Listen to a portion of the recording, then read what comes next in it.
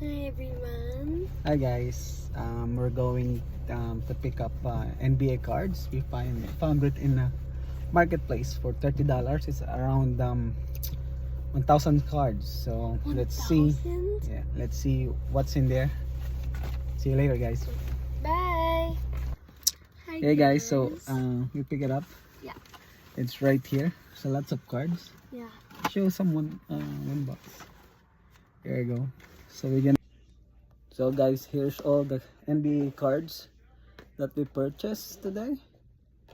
So we're gonna check which good ones. And so this is what we got. All of this, we got a full binder.